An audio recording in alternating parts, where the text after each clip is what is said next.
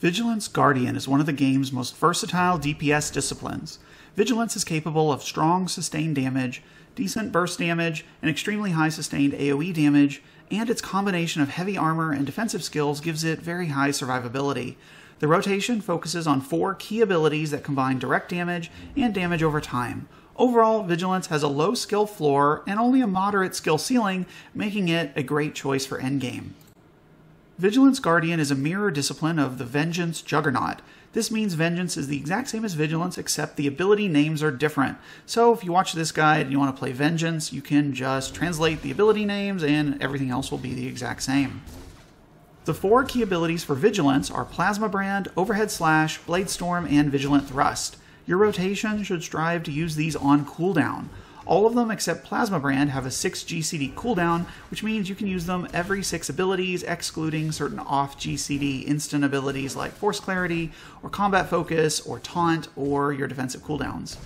Plasma Brand itself has an 8 GCD cooldown. Of the abilities, Plasma Brand does low damage up front, but applies a strong damage over time dot. Overhead Slash and Blade Storm each deal high damage and apply a weak dot, and Vigilant Thrust deals high single target and AoE damage. Since 3 of your core abilities have the same cooldown, the Vigilance rotation is set up on a 6 ability cycle. The optimal rotation should put a filler in between each core ability so that your rotation goes Overhead Slash, filler, Blade Storm, filler, Vigilant Thrust, filler, and repeat. This rotation lets you float Plasma Brand and use it in the first available filler spot after its cooldown ends. Your main off GCD ability is Force Clarity that increases the damage of your next single target melee attack by 25% and recharges 1 charge every 30 seconds. Always use Force Clarity before Overhead Slash to maximize its damage buff. Your most important filler ability is Blade Barrage. Blade Barrage is free, does decent damage, and gets its cooldown reset each time you use Plasma Brand, so you should make sure to use Blade Barrage in a filler slot before you need to use Plasma Brand again. Another important filler ability is Whirling Blade, which replaces Dispatch as your sub 30% execute ability. Vigilance has a passive skill called Keening that enables Whirling Blade once every 20 seconds and makes it free to use. Anytime you see Whirling Blade glowing, make sure to use it before the Keening proc expires, as the ability does high damage. Once the boss is below 30%, Whirling Blade can be used more frequently, but be careful of your energy management. For energy generation, you should use Sundering Strike. Try to prioritize this ability in a filler spot anytime you are below 6 or so focus. If you mess up your energy and will not have enough to keep up the rotation, you can instead use Combat Focus off the GCD to generate 6 focus. Sundering Strike also applies a helpful armor debuff on your target that will increase your damage. There are a few other filler abilities, although they are a lot less important to the overall rotation. Saber Throw does decent damage and generates focus. Force Push is free and deals a little bit of damage. Force Leap is your gap closer that also generates focus. Slash and Cyclone Slash are your spammable single target and AoE fillers, and Strike is your free attack if you're really low on energy and have nothing better to do. For AoE damage, nothing about your single target rotation changes. Vigilant Thrust already does great AoE damage and automatically spreads your damage over time effects to any affected enemies. This means you can keep up your single target rotation on the main target and let the dot spread work its magic. So I left the opener up to this point on purpose because it doesn't really matter a whole lot for Vigilance. I've tried several different openers and not noticed a huge difference between them.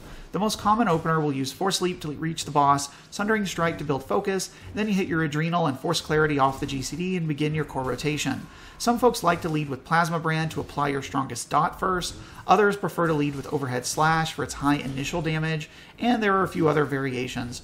Again, there's not really a huge difference here as long as your opener follows the rules of your rotation and lets you go into your main rotation, so do whatever feels best, and then you can min-max later.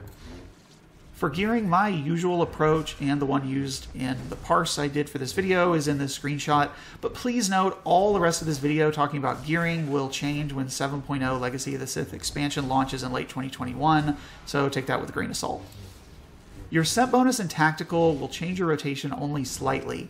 Descent of the Fearless will give you a lot more stacks of Force Clarity and provide a 10% damage buff each time you gain or lose a charge, so it boosts your overall damage as well as gives you a lot more opportunities to boost single target damage.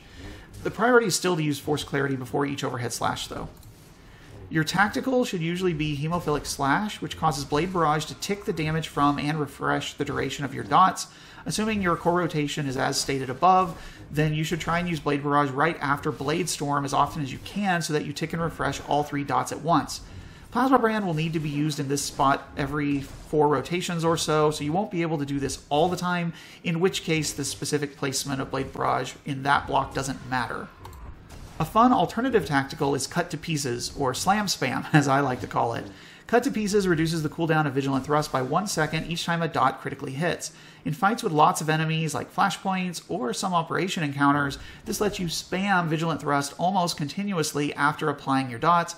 It is a lot of fun, though in-game content is rarely the optimal tactical for any fights.